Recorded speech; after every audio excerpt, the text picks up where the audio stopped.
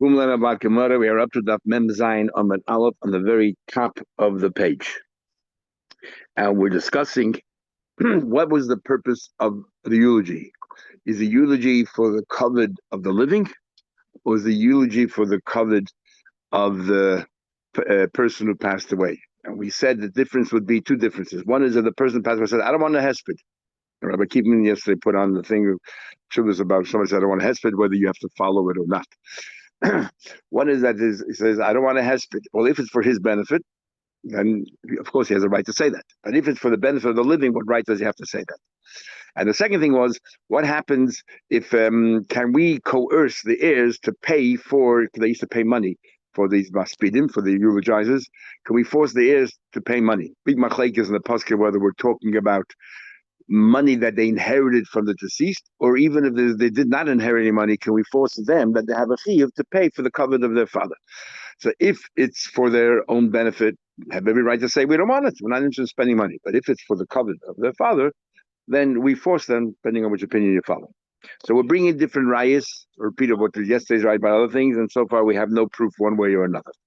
So at the very top of the page, Toshma, come in here, we'll learn.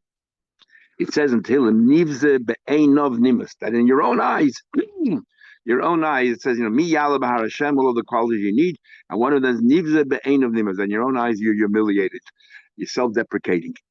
And who we're referring to here, David Melech was referring to, is Chizkiah Melech Yehuda, Chizkiah, the king of Yehuda.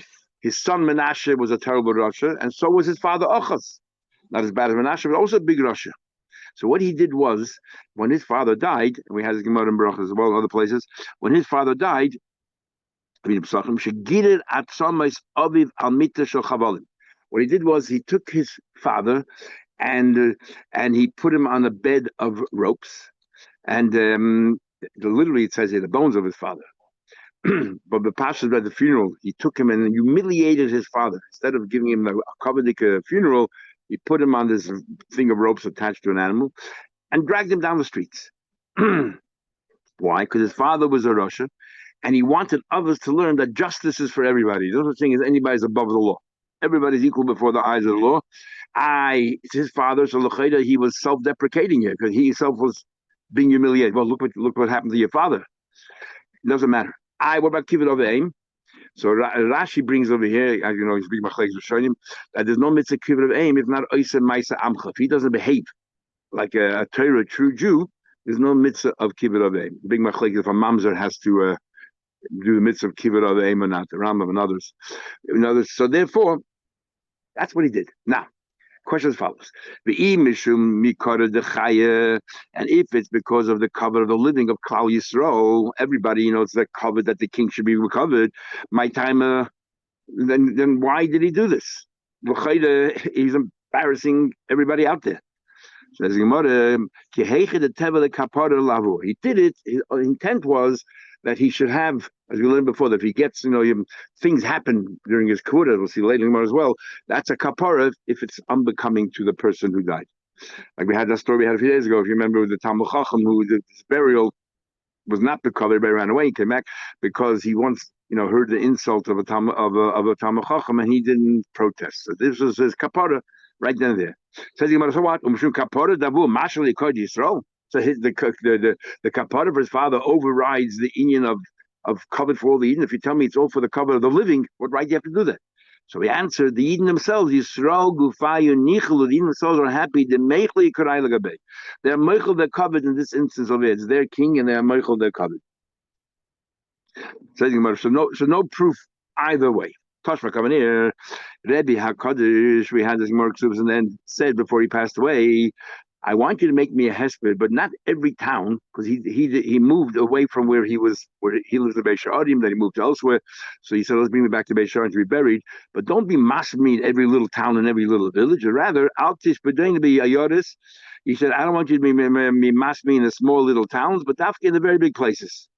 Because he passed away in Sepaidi, his base cars of Beis Sha'arim, and therefore he said, I don't want you to stop in every station, only in the very big cities. And never ever come. Says the Gemara. Now, if the purpose of Hespedim is not for his benefit, but for the people, the populace, what does he care how they give Hespedim and how many times they stop? What's it bother him? So he said, he thought for them, the larger the multitude of people there are, is more covered. So for the people themselves, it's more covered if they see that instead of 10 people, there'll be 100 people there. Toshma, it says in the Braise, Halinu l'chvoide. We learned in the Mishnah that if the reason why delaying the burial is so that you give more covet, then to get it says in the Mishnah to get the aron, the shrouds and the casket and all that, then there's no bezoin there. Then you're allowed to delay. But the Braise adds a little bit. Halinu l'chvoide l'hav the aron tachlichim, to bring an aron, to bring the tachim, the shrouds. Eino oivelav, you're not oiver. To bring these aron tachim, you're not oiver. But it says here, my lav, what do you mean l'chvoide? Lav l'chvoide shel mace. If it's a covet of the mace, that means what is so clear from here? The only one that we care about, we don't care about the living, we care about the mace. It's all about him. Where it's covered, and the opposite of covered is bezayin. That's all that matters. If it's for the covet of the living, we are going to then delay the mess. The obvious question is, but there's an issue of delaying a levaya, a burial, because there's a covet to the living, to linger a little bit longer. What right do you have to delay the burial? But there's a mitzvah to bury the guy straight away. If it's the main purpose is, or everything you're doing for the cover of the mace, so then it's part of the burial. But if it's nothing to do with the mace, what right do you have? Could the cover of the living, you're going to delay the mace? I said, yes. When the Torah said, it's only where there is a bezayin, then you have it the opposite flip side, you give cover. Here there's no bezayin at all, because you're doing it for the cover. So the poil, there's no iser of leisalin. But why are we delaying it? The cover of the chaya. Tosh coming here. It says, what does it says? Halinu. Let's say they delayed it specifically for the covet. So sorry, the first Tashma, that's quoting the Mishnah, and now we're quoting the Halinu l'chvoidai.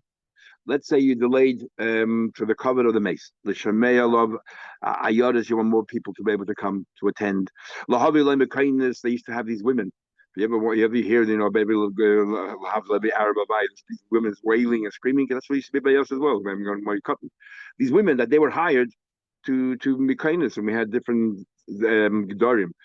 So through the hands, just they wail. You are not over. Everything we're doing to cover the mess. The same question. Seems like it's all about the mace, not for the living.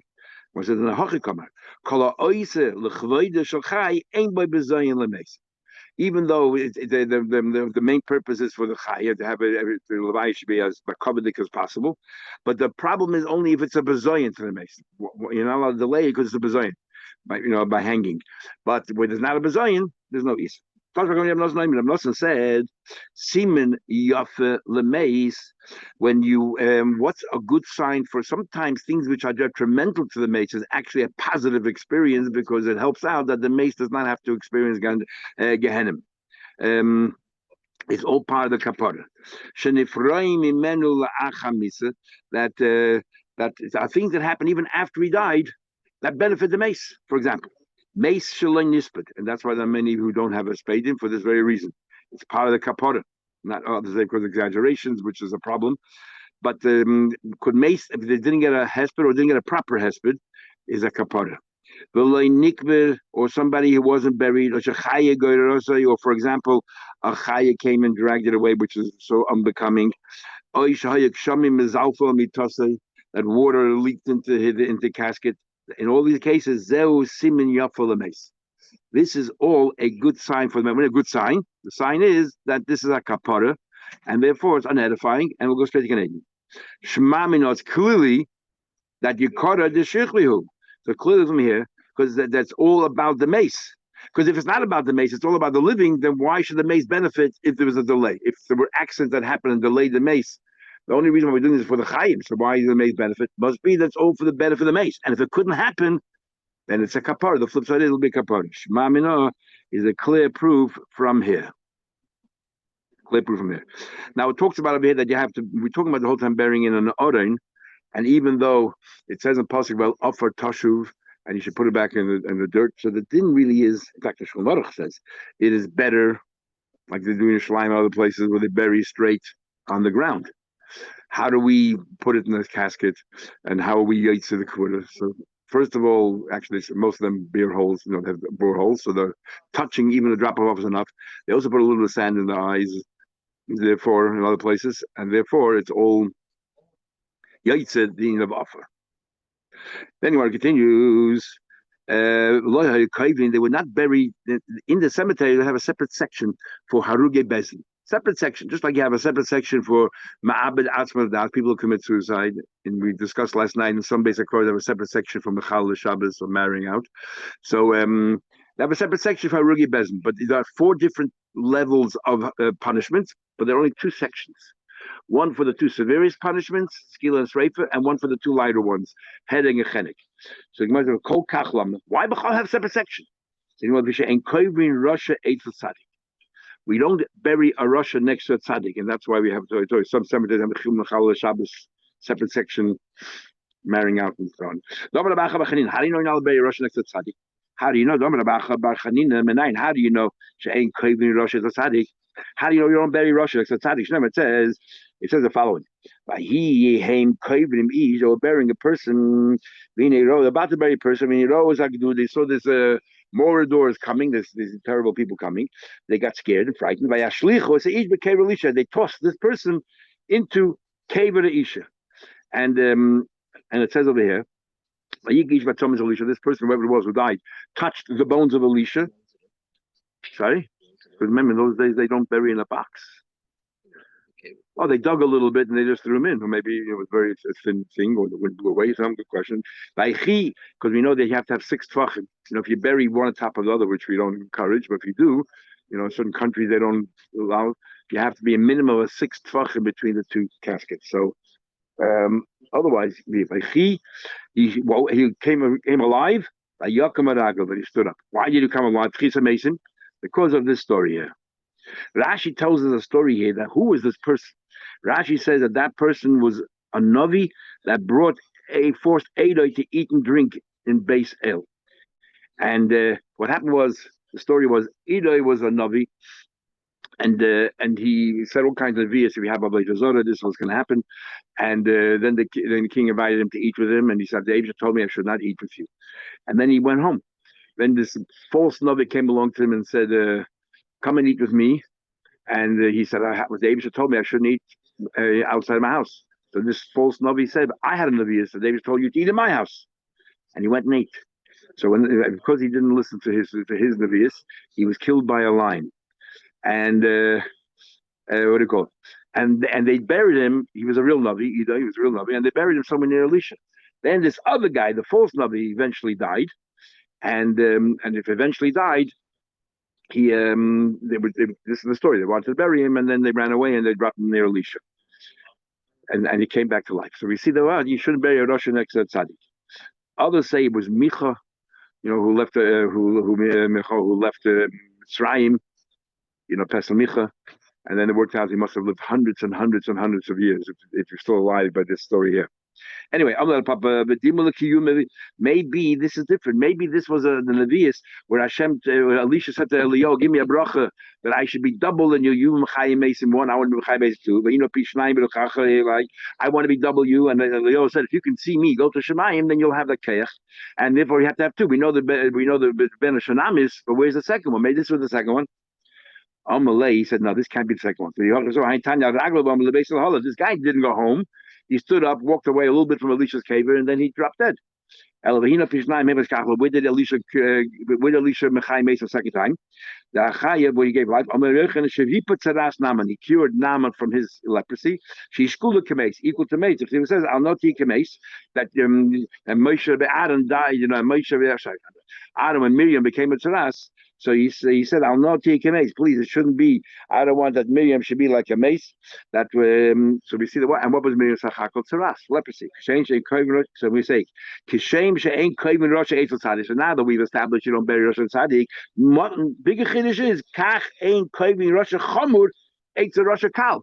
A Rosh who deserves skillas reifa shouldn't be buried next to a Rosh who only got heading a chenek. So you have to separate them. So you might have said, well, this can arba kvadas, it will be four. Shnei kvadas gemara gemara. That's halacha mishnah. So Shulchan goes into Shulchan goes further. So we're saying a Rosh Cham, Rosh Kal. Once we've established that grades of people, so it says over there, you should not bury a tzaddik, tzaddik beinini, interesting Rosh tzaddik beini, next to a tzaddik gomer. That's what it says. And then it says there that about Shuvah can be buried next to a tzaddik. And the Ramah adds, but about Shuvah should not be buried next to a chassid gomer. What does that mean? Because the Rambam says about Shuvah is greater than a tzaddik. And there are more paskins a chassid gadol. Let's say next to a tzaddik gomer. So a chassid gadol, which Imam Sukkah says a chassid means a chassid meikara. The difference between a tzaddik is a chassid meikara. But interesting Ramah, what exactly it means. What he means by chassid gomer. Anyway, Amar Bechir said, now this is an interesting Gemara here because it came up many times. Interesting, I'll say, as we did the modern Shuvas. Okay, Amar Bechir said, we have a concept in Gemara Sukkah, we had in other places. We have a concept called if something was suitable, and then it was rejected, and then it became suitable again. Can you use it now? For example, a carbon that was all right, then it became unsuitable. Now it became suitable again. And the case we can talk about is somebody did an avera, they set aside a carbon, and then they shmatzich. They became they embraced some other religion. And at that time, they're like a goy. And then they did tshuva. Can they use that same animal? That's called nida v'nitcha and chaza v'nira. Then we have another concept called dichu mi'ikara. Dichu mi'ikara means from the beginning was never suitable.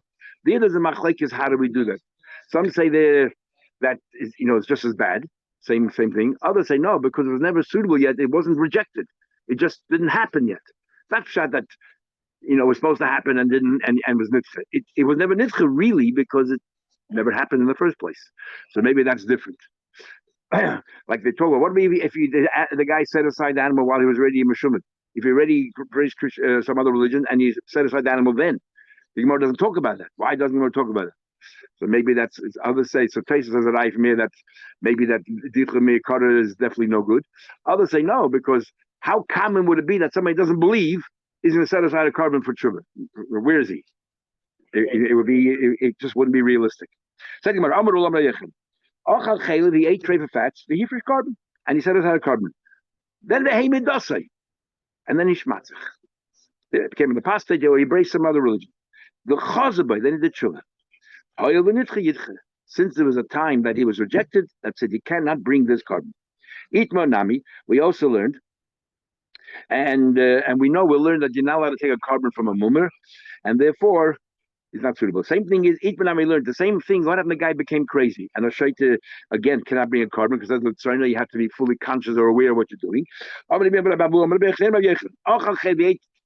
hefty carbon set aside a carbon. Then when there was a period that he became a shaitas who's not shaykh in carbon. Then because of an ishtafa becured, when you both cases for isn't the same principle the same? But no. The Iyash when it comes you do the case where he shmatzed the Iyu Docha Nafshidam. There it makes sense. He decided to be doich himself. But he shmatzed, he became a goy. It was his decision. So therefore, once it's rejected, too bad you can't use it again. Abel Haidim not his fault. He became crazy, whatever it is. It's not his fault. He wasn't on his medicine. So therefore, maybe maybe it's like every time you go to sleep, you're not shaykh to be a carbon. And it's like nitcha because this is normal nature. So therefore, maybe we would have thought that in that case of shaitim, once it becomes healthy again, you can use it. The Ashmin and Hach over here, if only the case of shaitim, should the Abel Lahasa. While he's a shaitim, there's nothing he can do to improve himself. Abel Hassan is Biyad Lahasa. While he's a mummer, every second there's always a potential for him to do tshuva right now and then bring that carbon. Aimolite. If in both cases, once it's rejected, it's rejected. How do we know this chiddush? Now this is. I told you last time Rabbi Yosef was a big honor, and I told the story a little bit wrong. I said when Rabbi Yosef said, "End of Seitek going on no," that's the most arrogant statement to make. So they say the pshat is going on no. Rabbi Yosef saying there were so many people more qualified than me when Rabbi passed away to become the yeshiva. Why did they choose me? Because they were all anotim. Anom means my generation, not anom me personally. That's what he meant. Even though when the Gemara learned a few days ago, when he was talking about the Raptur B'Koyach Shor, that there has to a bit harder to figure out what he meant there. We also learned Iradachas. What happens in Iradachas? All the assets in Iradachas get burnt in the middle of the city. Hayabakachim. In this Iradachas, we're kabanas. Kachem is bayach. What do you do? There was thing that belongs to Bedek Habayis, so it's not yours. It says your shalol, but not if it's not yours. So the Bedek Habayis, no problem. It still belongs to Bedek Habayis. You don't have to burn it. It's not yours. You give it to the base of Migdash. The animal itself would never really cut it, just the value of the animal. So anybody can redeem it, use the money, and buy whatever you want. But what about Kachem Mizbeach? You set aside animals for the Mizbeach. They don't get burnt because they're sort of the Abishtis. Big Machlek will have another Gemaras whether it's talking about only Kachim Kalim according to Rabbi Yasi or talking about even Kachim. You don't burn them. But you can't bring them as Beach because it's Zevach Rishayim Toeva. So what do you do with these animals? So Kachim is Beach. You're Muslim. You have no Breda. They have to die. The Kachim better guys, you have to, no problem because it didn't belong to you. It says your shol is not your shol, is not your assets. The Havim will ask, Hamay Yusuf, Maya Muslim. Why should these animals be killed when the Ina Nadachas, all the people in Nadachas get killed by the law of the Bezin? That's their kapara. It's as if they did tshuva. So now it's chaz of venira. So take these animals and bring them up. So Akar Chatzas, we know that the Chatzas Shemeisa Bala, the 5 Chatzos that we can bring, one of them is that the owner died. But what the Oila, the Shlamim, the children have to bring it up. Doesn't that prove that since it was row and then it was rejected while they were the Shayim, and now it's row again, you cannot bring it. That's how Yisrael Zayah. Even Nikol have the kapara, l'chaydas a kapara, v'liskul l'gvaya, bring it to Shemaim, and they were killed. These are called haruge bezin. Remember that haruge bezin. Doesn't that prove support Rabbi Yechilin's halacha that once it's rejected, reject. Maybe to have the kapara. Abaye says, "What are you talking about? When do we say it's a kapara? Only as we'll see when. But this case here, the fact is they were killed while they were Rishayim. They were killed while they were Rishayim. Because they were killed while they were Rishayim, there's no kapara here. There was never a chaz of venira. No proof from Ir and Dachas. If they did not do true before they died, the Tani Rav Shmaya, and I'll prove it to you, says Abaya. Koyin is allowed to be metame, not only allowed to, has a mitzvah metame to the 7 immediate relatives. What happens if his father was a mummer, whatever it is? Yochel would have thought, afilu. Let's say Pirshu Avoisa Medake Tzibur Yitma. I would have thought, let's say the parents of the Kohen became mumrim. They did all the Avedas, they're going against the Torah. I would have thought that the Kohen has to be metamet to them. Only behave as a Yid. Now what happened now? The parents died. If death is a kapara, why can't he go? Is a raya that there's a, what do you call it? There was no kapara when they die. And no kapara when they die, that's why. Not because of it's now chaz of venira. It's not chaz of venira. It's still, you cannot bring the carbon because it's still considered zevach rishayim tevim. That's what Abaye says. I'll soon show you how big controversy right now. Amalei Rav says Rav. What are you talking about? The Kohen's father died a natural death. Of course he's still a Rasha. He died with Teichrishay. And therefore, Rishoyim, even Pischei Ganim, they don't do tshuva. So, of course, there's no chazav in either. Here we're talking about Ilan Adachas that were killed by the Bezin. If you're killed by the Bezin, that's your kapara. And therefore, it's chazav in era. Why can't you bring the carbon? Must be, Rabbi Yechon is right. Once it was rejected, it's rejected. Make the Risha, even if he died a natural death, by having the kapara. But Nereg with if he was killed, even the Lav Yuchamais, have a kapara, because he didn't die the natural death, it's considered a kapara. Very difficult to reconcile this with the Mishnah where we said that every Harugi Bezin we make them do vidui, and we saw by Achan and little pasuk Yeshua that he does vidui and he says, "But Yom Hazeh a terrible day, but Habi be all right." Yeah, even before he gets killed already, he did the vidui. Even before he. Or the other way around. The question is, what do you have to? What's the Abaye saying? And Rabbi Yechon, sorry, Rav was only arguing because the Mishnah. What about the vidui? Unless you have to say that the vidui itself is not complete. V'haraya, he says Olam Haba. Maybe Olam Haba means Chiyas HaMesim. That will come back to Chiyas HaMesim, not Gan Eden, and you still need more kapadas, more stages, like the Misa itself. And we'll soon see the Ikol Habasa, the composing of the flesh. The vidui alone doesn't do it all. You'll have to say that, otherwise. This Gemara is difficult to understand. What's Abaye saying that Nereg, that the Anshe Dachas are still Rishoyim. Tate, I'll prove it to you. Now this is interesting, Rabbi. The Chesibas and Pasik Mizmar la'asav Elikim. It says the Pasik that Mizmar la'asav sang the song Elokim, Elokim, the Eibishter, Bo Goyim ben Achosecha. The Goyim came into your domain. Timus Hechakochecha, they contaminated. Nosnu Adin Avadecha, they gave the Nevela the carcasses of Avadecha. So we're talking about Eden who are the Abish's Avadim, Abish's servants. Michael Oifa Shemaim, fed them to the birds. And Psach Hasidecha, the Chayzaris. And then there's the Chassidim, and their flesh was given to the roaming animals. So there's two kinds of Jews here. There's Avadim and there's Chassidim. My Avadecha, my Chassidim. Robert now saying, what's the difference? Lav Chasidecha means Chasidecha Mamish. Chasid means Mikore. The guy was always observant. Avadecha, who are these Avadim? These are Hana the Mechayve Dina. These are people that the Bezin had to kill. The Mikora from the beginning of Mechayve Misa, the Kiv and the Ikul Kol Avadecha. But now that they got killed, the killing turned them into Avadim. So what does he mean? That the death is a form of kapara. Because they're called Avadecha. So Rav brings an eye from here, you see, that these Inadachas are now no longer the Shayim. So why can't you bring the carbon? Must be because Kimin Nitche. Abaye then goes back and says, Mika Medamis. What are you comparing?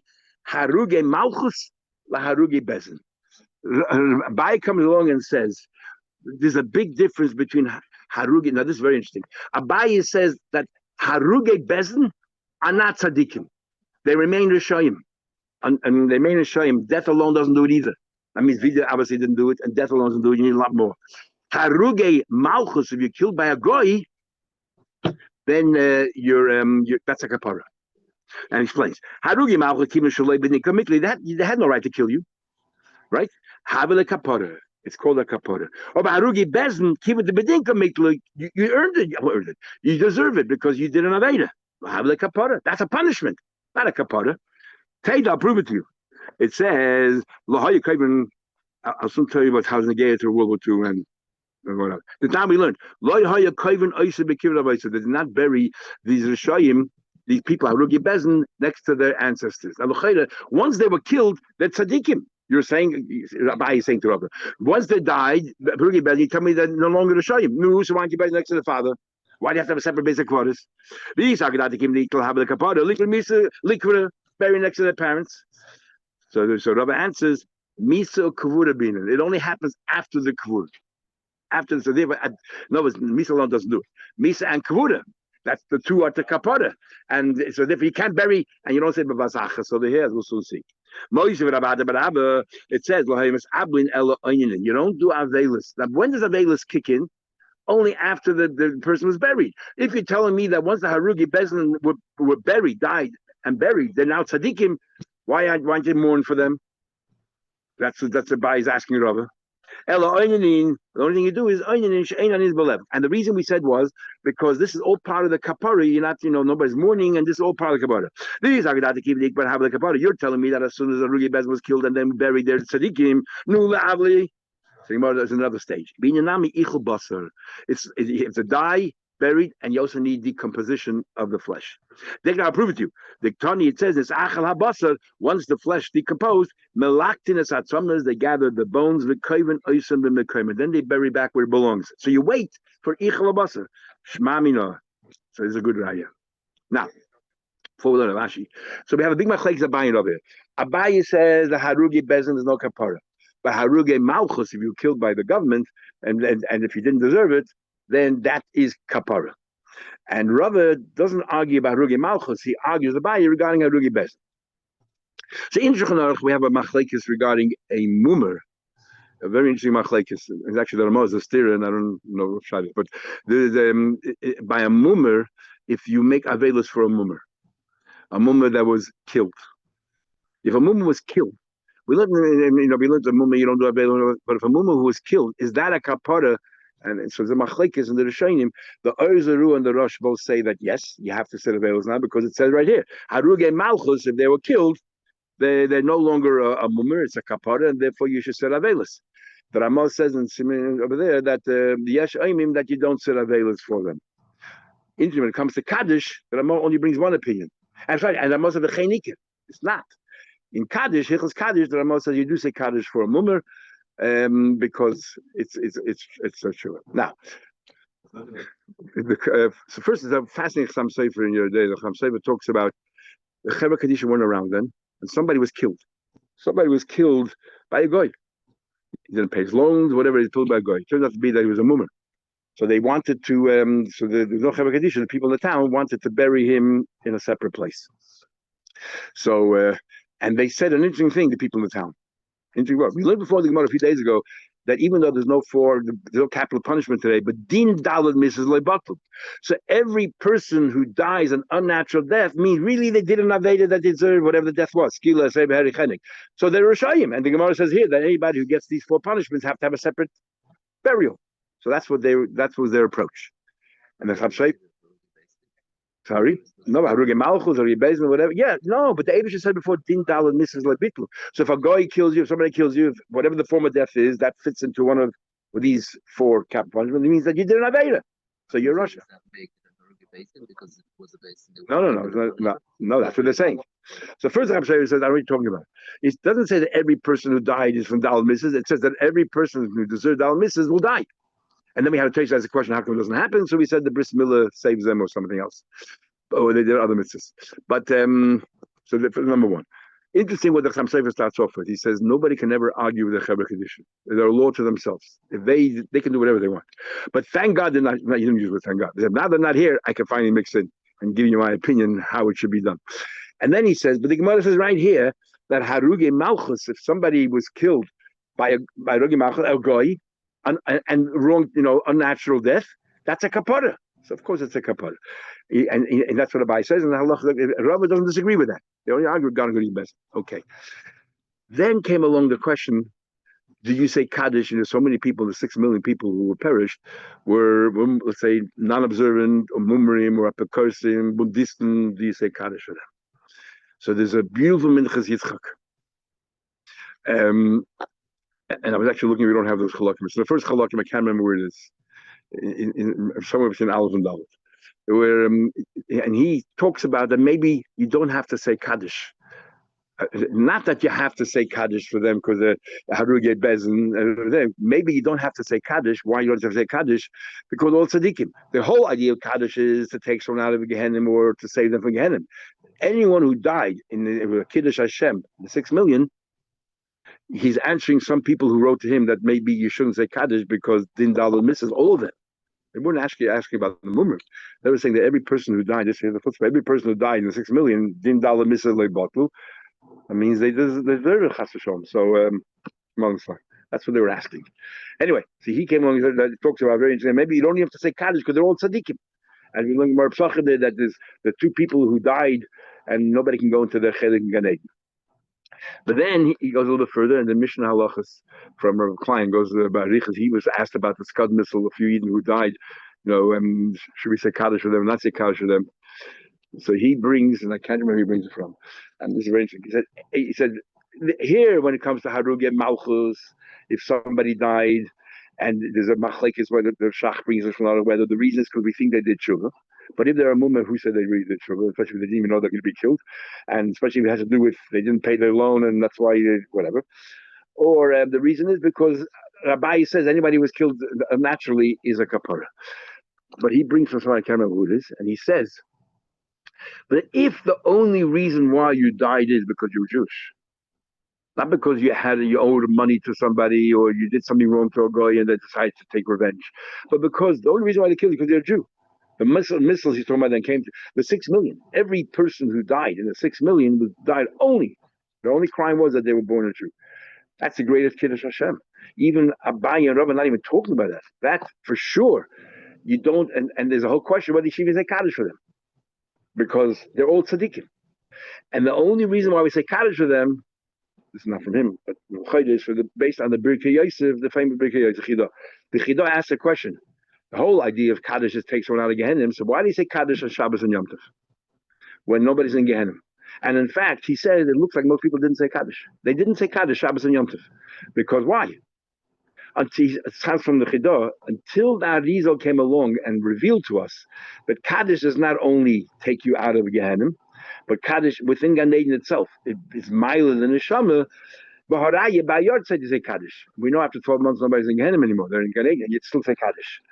And the Chidah writes that in his times, or before the Megala, they didn't say Kaddish on Shabbos and Yom Tov, or Purim and Chanukah. And regarding that, he says it's Narishkeit. Why not Purim and Chanukah? Where does it say the Gehenna Meshach on Purim and Chanukah? But so therefore, based on that, you shouldn't say Kaddish for you don't have to say Kaddish for the million. You don't have to say Kaddish for the 1,200 who Nebuchadnezzar killed in October 7th, because every one of them died only because they were Jewish, no other reason. But anyway, fascinating. Then Abashi comes along and gives a different word. Abashi says, you want to know about Avelis? Not because you have to wait for the kapara until the very end of decomposition. But eventually, Avelis when does Avelis begin? Mistimas hagoil, when you close the goil. There's two things. There's called a goil and there's a daifik. Big machlek is Rashi and his grandson Rabbeinu Tam. According to Rashi, goil means the cover on the aron, on the cover, the lid on the aron, and the daifik are the walls around it. And then so then everyone asked the question on Rashi, the Shayim asked, we learned in Gemara in Brachas that the Kohanim said it's so important to Greek royal family that Medalgin Hoyino Agabe Arenas, we would jump on the Arenas, so not only told Jewish kings, Malki Akumim for Goyish kings, and Luchayda, according to Rashi, if the top, the reason is because there's a tefach space between the dead body and the lid, so therefore the tumor stays down, and Matei is not tumor, it's only the Rabbanan, and so on. But according to Rashi, the goil which generates tum itself. Who cares about the mace on the bottom? The lid is the goil. So Taisus learns, Rabbi Tam argues, and for other reasons as well, that the goil is a matzeva that you put up, and the doifik is if you have a few stones that hold up this matzeva, like the little walls. That's the goil and doifik. It's matzeva. Anyway, when does Avelis kick in? Mistimas hagoil. That's why you put something down by the matzeva, or even a little piece till you get the proper monument. Kapara, you know where the kapara is? It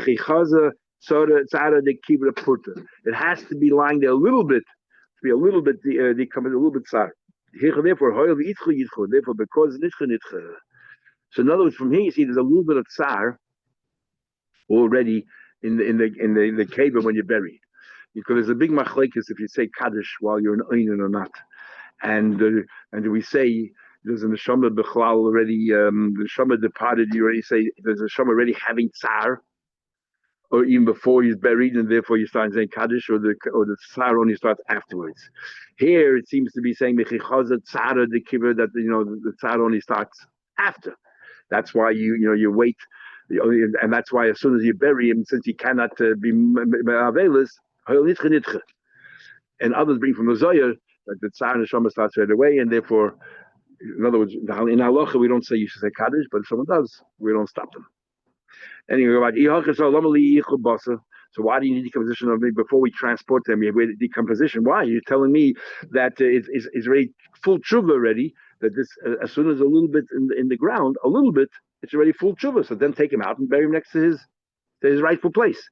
The reason because once he starts decomposing, there's a bad smell, and it's not covered. People should have to smell it, especially in those days they didn't bury in a casket or not a proper casket, and the body starts falling. If you move it around, that's why you don't move the bones until after a long time. It's only bones. And generally speaking, the halacha you're not moving. We don't move bones from a stamina bone. It has to be either you make a tanai or a very good reason. So unless you put a chatchil in a place which is temporary, then you can go there to solve, for example, or you make a tanai. You say this is not your place. Kibbutz Rav. What happened? Well, now a new story. Kibbutz Rav, the cave of Rav. They took sand from the cave of Rav. The people who were sick, they had some kind of fever, and a zgula for that was the sand. It was sand, and the dafka. When picture this, they went to Rav's cave to take his sand. And so I'm not 100% sure if it's the sand itself or dafka from a tzaddik. The sand somehow or another is a remedy for certain sicknesses. So anyway, they told Amalei, he said to them, they went to Asher, Amalei, what's going on here? Is this desecration of the dead? Amalei, he said to them, Yois Avdi. They did the right thing. There's no problem of Isser Hanoia, because Karka Oil, what is it? Sand from the ground. And Karka Oil, means said this. The sand does not become Asr. The Chsiv, it says a posik, Vayashlech Asafara, he took this Asherah tree, And we know that you cannot, we'll soon see, you cannot become an avodah zarah. Something that's attached to the ground. So avodah zarah, we'll talk about how an shade tree become an avodah zarah. Is it because when they planted it, they intended to be avodah zarah? We'll see. He then ground up the shade tree, and he took this dust and he tossed it al keva b'ne'am on the kavarim of all the people there. Makish kneve keva b'ne'am laved yichavim. Ma'aved yichavim mechubar lemitzer. When it's attached, it's not usher. You cannot make avodah zarah out of a mountain. And so on. The Chesiva says, "Asheratem yoshim oisem es elehayim alaharim." Yeah, when you're inheriting it, you're going to yash the island on the mountain. Haramim, the high ones. Alaharim elehayim, v'leyaharim elehayim. Above the mountains, but not the mountains themselves. So also by a cave, what's mechuber, the sand does not become asa bahana. I don't think do become asa bahana, but not. We'll see that a cave, everything becomes asa bahana, but not the sand itself. Again, a shade tree is an exception, as the Gemara will discuss. Barichas. Meisrei, so I'll ask you a few questions on that. It says, if somebody carves out a cave or digs out a cave for his father, then he decided, no, he's designated for his father, and then he decided after the father died, and then he decided to move his father somewhere else. He should not bury anyone else into this cave. Why? Because since you designated for your father, it becomes now Asr Bahana. You can also no, and it makes no difference if it's for your father. We'll see more later. Maybe that's for only your father, but no, your father, or anybody else. Once you designate, so we see the whole cave is also banana, including the dirt, it's the sand. But it says hachamais kinnen. We're talking about over here. The caver binyan. We're just talking about here where they make a binyan, a caver. They built it above the ground. So therefore, how do you build a caver above the ground? You take parts and you bring it together, and that's called a tolush. And then afterwards you make a mechubed, and that we consider tolush. Because by avodah zarah as well, if you take bricks and you build a house out of it, and you build it for avodah zarah, then it's called a tolush and that becomes also tak, even though right now it's attached. Same thing here. So no, nothing. It's a binyan. Flashback over here. Cave chadash mutabano says a brand new cave. Let's say you didn't designate anybody. You just dug a hole to be ready in case whatever. Is mutabano. But he took one nafel, even if he threw in tossing, they'll say a fetus, a stillborn baby. Then it becomes asabana because it was ready, just waiting. Because since you didn't designate for anybody in particular, it doesn't become asana straight away, only afterwards. Now, so we see clear from here, the cave becomes asabana. But again, hachanami became a binyan. Whenever it says that the cave becomes asabana, which is part of the ground, we're talking about a cave of binyan. It was it's parts and you put it together. So that's called talush ulsev chibur. That's different. Toshma coming here. Three different categories of kvarim. Kever hanimtza. Kever hanimtza is a brand new kever, and you never told anyone to bury it. You were going through your property and you found you were a kever, and somebody buried it without permission. And you can't and you buried it without permission. Is a kever hanimtza? That's one kever.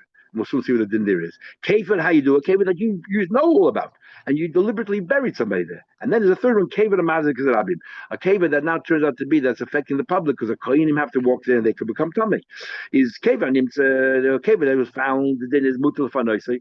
You could take the mess out of there because we know that we know that a meis mitzvah is kohenis mekayma, but not this. Not that somebody stole in the middle of the night, middle of the night and clandestinely went and dug a hole in your ground and buried somebody. It's not kohenis mekayma. You want to remove them. And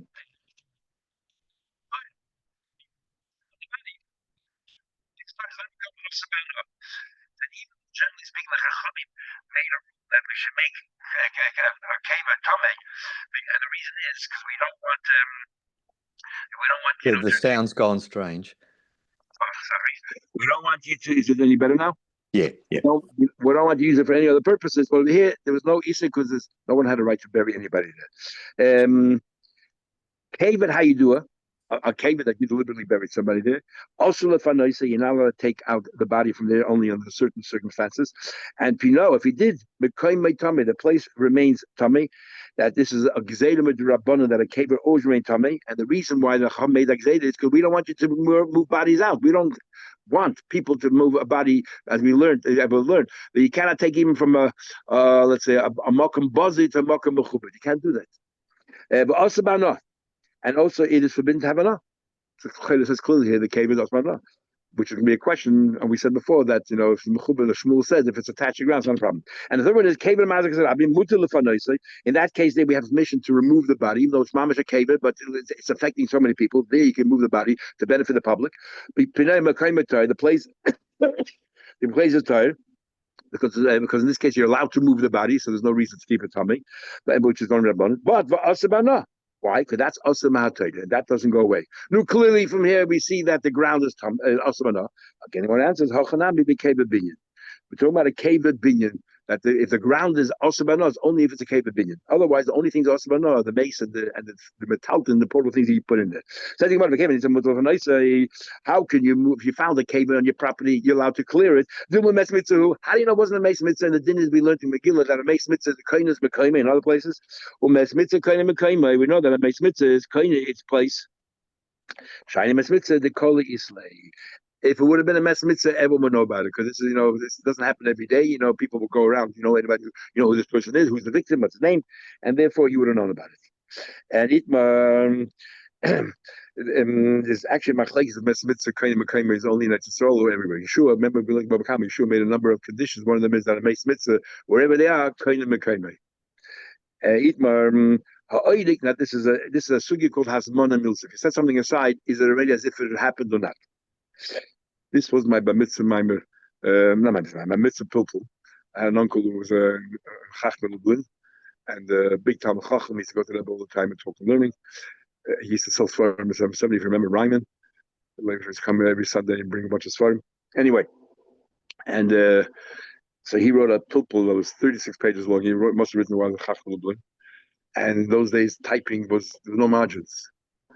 36 pages long. And when we said a pilpul at the mitzvah, you said, the first page, you gave a cough, 3 coughs, and then your friends sang, and it was all over. And the Rebbe used to fair every mitzvah, in Yechidus, the Rebbe used to fair either Shulchan Aruch, and Hilchon, or in the Maimer, or in the pilpul. So my pilpul, I had to learn the whole thing. For that reason only, you never know. But I memorized probably the first 2 pages.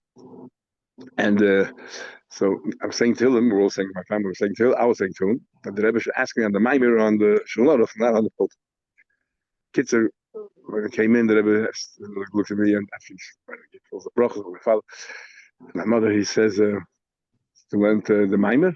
Oh, I was so happy. I said, yeah. No. There was a Shulchan Aruch. So I was still happy. I said, yeah, alles goed pay on the base. Then the Rebbe said, a pilpul hast du? So I said, gelernt? So I said, yeah. The Rebbe said, who wrote it? So I told the Rebbe who wrote it. I said, oh, no, let's talk about the pilpul. Okay. Anyhow, the Rebbe asked me a bunch of questions. Baruch Hashem, I learned the whole thing, so I answered them all. And then the Rebbe said to me, vergiss what the Vetter gesagt. What's the main students? What is a machlekes hasman? It's all about hasman milsi or kabbanis. What's the main students? What is a machlekes hasman and milsi about your Rebbe? I was so happy I knew what my uncle thought. I just had my own thoughts. Never entered my mind. Anyway, I had asked him like 3 or 4 times. So finally, I said whatever I said. I can't remember.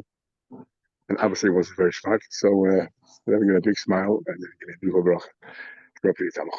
Very nice. But this Gemara here, every time I read this Gemara, it reminds me. I had the Dorim, I had in a few places. So the Gemara, eat Mullen. Ha'edik begla mace.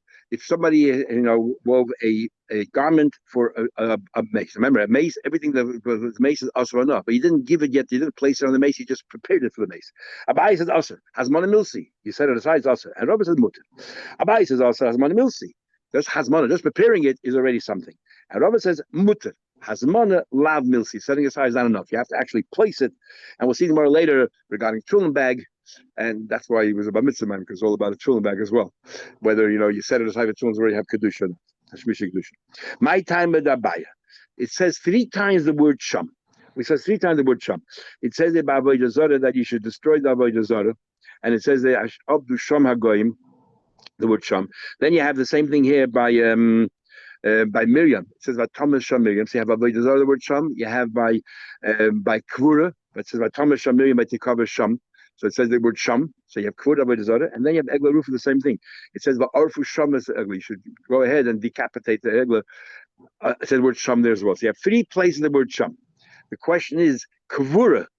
Where are you going to learn kvura from? From avodah zarah sham or from egla rufa sham? Now by egla rufa, as soon as you start leading the animal, according to one opinion, that's what we're following, as soon as you start leading the animal down to nachal esan, it already has the status of an egla rufa. Avodah zarah, it's not until you actually do it. So the Gemara says, so Abaye says, Gomar Sham Eglarufa. We learn from Eglarufa. My Eglarufa Bazmana Mitzvah, as soon as you said it's lead it down, it's very awesome. Hainami Bazman Mitzvah. So you lead it down, as soon as you prepare for the base, it's awesome. And Robert Gomar Sham Eglarufa. Robert says you learn Sham from Avodah Zarah. Ma Avodah Zarah Bazmana Le Mitzvah. Avodah Zarah, just preparing it, it's not awesome. Here also Bahazmana is not us. So he decided to use Sham from Avodah Zarah from Eglarufa. My time to go Eglarufa. Why do you live Eglarufa? I'm going to tell you, Mishamshin Gamrinin. Eglarufa is the animal itself when it says Sham. I'm saying it by a cave, it's the things that you're going to use in the cave, where you can know everything that you need for a funeral. And by the Avodah Zarah, it's talking about a case of Mishamshin Avodah Zarah. That's what the pasuk is talking about there. Lafuk Eglarufa, he gufik dusha. So you don't compare it to Eglarufa. Labai, my time logo is why is that Labai learn from Avodah Zarah?